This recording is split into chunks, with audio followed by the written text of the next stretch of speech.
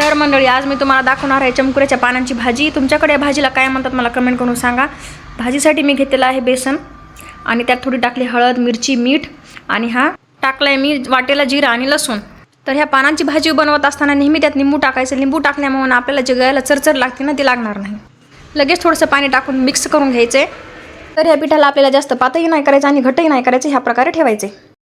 आणि हे बेसन पीठ आपल्याला स्वच्छ धुतलेल्या चमकुऱ्याच्या पानांना लावून घ्यायचे. अगोदर मी एका पानाला लावून घेणार आहे, त्यावर लगेच मी दुसरं पान ठेवणार आहे आणि त्याही पानाला लावून घेणार आहे मी बेसन पीठ.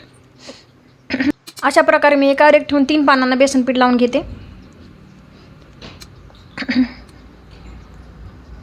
आणि ह्या प्रकारे आपल्याला पानं छान गोल फोल्ड करून घ्यायचे.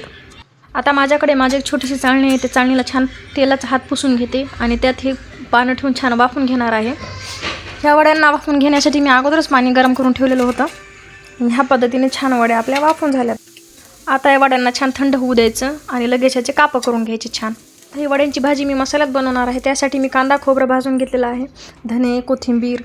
आता भाजलेला सर्व मसाला मिक्सरमधून अशा पद्धतीने छान बारीक करून घ्यायचा आहे आणि वडे मी तेलामध्ये थोडेसे फ्राय करून घेणार आहे, म्हणजे छान खरपूस भाजून घेणार आहे, त्यामुळे छान चव लागते. आता त्याच तेलात मी टाकलेल्या अद्रक लसणाची पेस्ट, थोडी हळद, थोडी मिरची आणि घरचा बनवलेला थोडासा मसाला आणि हा बारीक चिरलेला टोमॅटो, ह्याला छान आपण भाजून घ्यायचं. लगेच मसाला छान भाजून घ्यायचा आहे आणि थोडंसं पाणी टाकायचं आहे. ह्या मसाल्यात पाणी टाकल्यानंतर छान उकळी काढून घ्यायची आणि चवीपुरतं मीठ घालून घ्यायचे.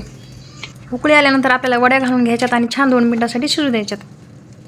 अशा प्रकारे वड्या छान शिजलेल्या आहेत.